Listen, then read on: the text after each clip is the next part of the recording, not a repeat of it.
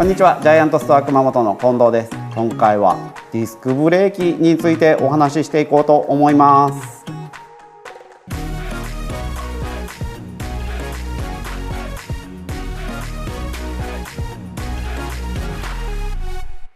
今回はディスクブレーキのお話ということでですね、ディスクブレーキとは何なんですか一体というところからですね、ディスクブレーキのいいところ悪いところ、それから普段のメンテナンス、そしてやってはいけないことももちろんありますね。そのあたりをお話ししていこうかなと思います。店頭で自転車の説明をしている時にですね、ディスクブレーキなんですよこの自転車という説明をすると、もうかなりの確率でお客さんがディスクブレーキのメンテナンスってどうしたらいいんですかというふうに聞かれるんですね。ディスクブレーキのメンテナンスについて皆さん不安に思ってたりわからないことが多いなということを考えてらっしゃるんだなと思って、この動画を作ろうと思いました。ブレーキって自転車の中で一番大事な部品と言われています。もちろん走り出すことはできるけども、止まることができなければもう大きな事故につながりますね。ブレーキはとっても大事な部品だということを認識しておいてください。最初に言っておきますけれども、ディスクブレーキを触ったり、修理したり掃除したりですね、そのあたりメンテナンスをするということは自己責任ですよということです。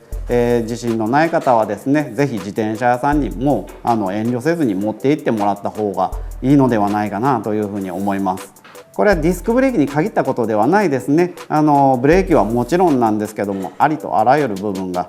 自分でメンテナンスをするということはもう自己責任ですよと、失敗をすれば大きな事故、重大な事故につながるということがあることを認識しておいてください。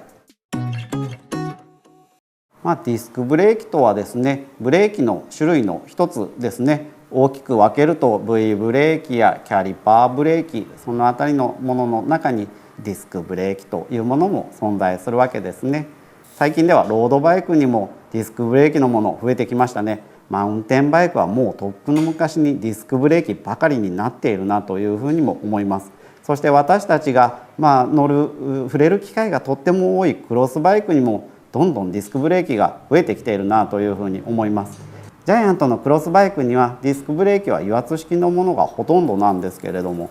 例えばロードバイクの中には油圧式ではなくワイヤー引きのものもありますね。ディスクブレーキというとこの部分ですね、ローターというディスクローターというものになるんですけど、これが回転します。車輪と一緒にこのローターは回転するわけですね。それをこのキャリパー、中にパッドが入っているんですけど、キャリパーによって止めるという構造のものがディスクブレーキと呼ばれているものですね。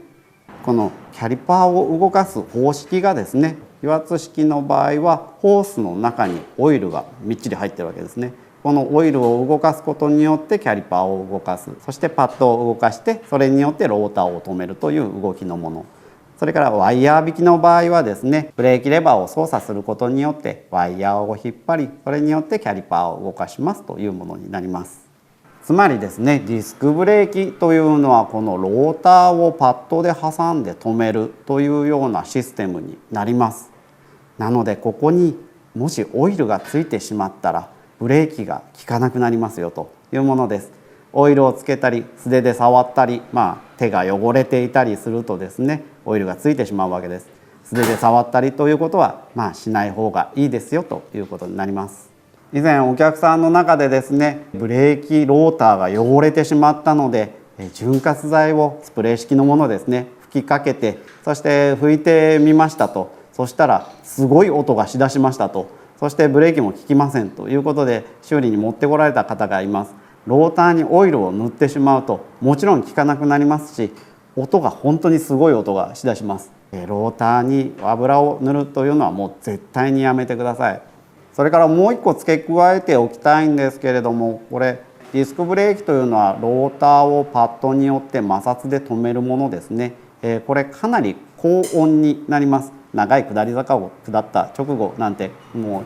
うかなり熱くなっていて、とてもじゃないですけど触れるもんではありません。これ触ってしまうとやけどすることもありますので、乗った直後に、ブレーキローターを触るようなことは絶対にやめていただきたいですね。ディスクブレーキのいいところ、1つ目はタッチが非常にいいというところですね。ブレーキを握った時にですね、軽い力で引くことができますよと。それからある程度までいくとピタッと止まってくれます。V ブレーキ、ワイヤー引きのものであったりする場合には、ここからさらにむにゅっと引くことができるんですけど、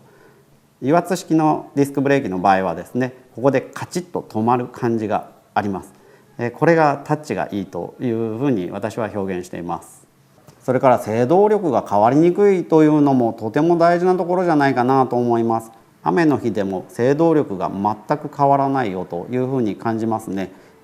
私もディスクブレーキの自転車にもちろん乗っているわけですけれども、例えばですね、山に登ります。山に登ったら下って帰ってこなければいけないですね。その時に握ると必ず効いてくれる。制動力が変わってしまうとブレーキテストをしながらですね、下ってくるというような動きになるわけですけども、そういうことをしないでもコーナーが来たら、コーナー手前まで来たらクッと握ればクッと効いてくれるよというのは、とっても精神的にありがたいなというふうに思います。例えばですね、熊本といえば阿蘇がすぐ近くにあるわけですけども、阿蘇まで、熊本市内から行くとずっと上り坂なんですね。阿蘇まで行って帰ってくると、そうですね、私が走った時でやっぱり100キロぐらいになるんですね。そういう走り方をした時、阿蘇ってずっと上り坂を登っていくわけです。ってことは帰りはずっと下り坂ですね。かなりきつい下りのところもあります。その時にもう上りで疲れ果てているのにギューッとブレーキを握りながら帰ってこなければいけないか、それともディスクブレーキでちょんちょんってブレーキかけながら帰ってくるか、これは大きな差があると思います。私はディスクブレーキの自転車に乗っていますけれども、この安心感、そして疲れにくさ、これはとても満足しています。あと一つですね、とっても大きなメリット、車体が汚れにくい。ブレーキのスラッジっていうんですかね、パッドから出る汚れですね、これが雨と化合したりしてグレーの汚れがフロントフォークであったり車体にですね、だんだんついていくよと。こまめに拭き取ることができればいいんですけど、そうじゃなければどんどん汚れていってしまうねと。白い自転車なんか特にですね、これが目立ってしまうんですけれども、ディスクブレーキの場合はそういう汚れが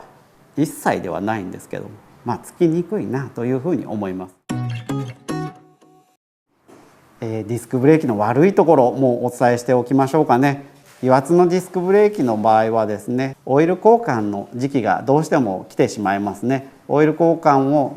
ある一定の期間経ちますとオイル交換しなければいけないですよということになるんですけども、メーカー的にはやっぱり年に1回ぐらいは変えてくださいねというふうになっています。調子が悪いなとか、タッチがなんかおかしいな、ブレーキの戻りが悪いなとかいうふうになったり、長年とそういえば変えてないねっていう時には一回ご相談いただいた方がいいかもしれないですね。これ実は年一っていうのはブレーキワイヤーも同じです。年に1回は変えてくださいねというふうになっています。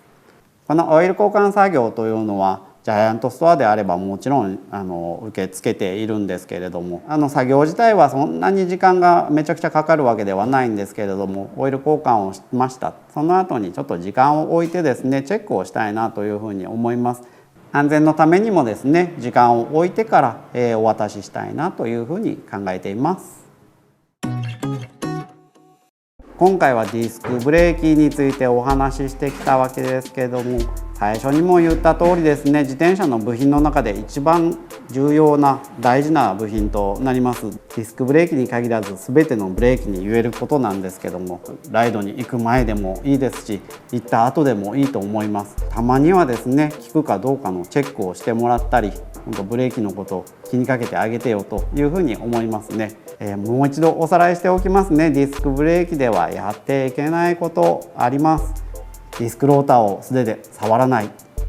それからディスクローターに油はつけないでくださいねということです。これもしディスクローターが汚れているなと感じたら、もう布で、乾いた布できれいなもので拭いてもらうのが一番いいんじゃないかなと思います。それでも汚れが取れないんですけどというふうになったらですね、お店の方に持ってきてもらった方がいいんじゃないかなと思います。ジャイアントストア熊本ではですね、このローター汚れがひどい時にはもう外して中性洗剤でもうガシガシに洗うよというような作業もします。皿と同じようにガンガン洗うということもします。とにかく油や汚れをつけないようにしてくださいねと、綺麗な状態を保ってくださいというものです。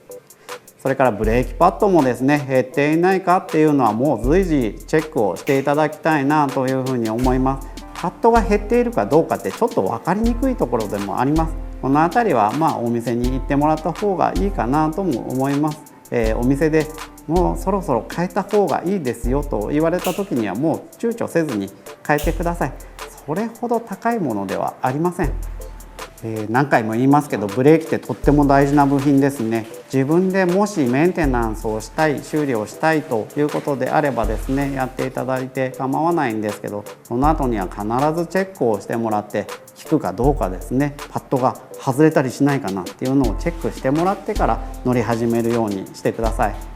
ジャイアントストアで買われた自転車であればですね、パッドが減ってないですかとかチェックであったり、もちろん点検調整もそうですね、そのあたりは無料でやりますよというライトメンテナンスというメニューがついてますので、長距離ライドの前であったりとか、しばらく見せていないなという場合にはですね、遠慮なくどんどん持ってきてもらえればと思います。お客さんと話しててですね、ディスクブレーキの自転車と V ブレーキの自転車どっちがいいですかなんて話によくなるんですけれども、私はもう断然ディスクブレーキを押しています。これから自転車を買おうかなっていう方にはディスクブレーキの自転車も1個候補に入れてもらうといいんじゃないかなというふうに思います。ぜひお近くのジャイアントストアまでお越しください。よろしくお願いします。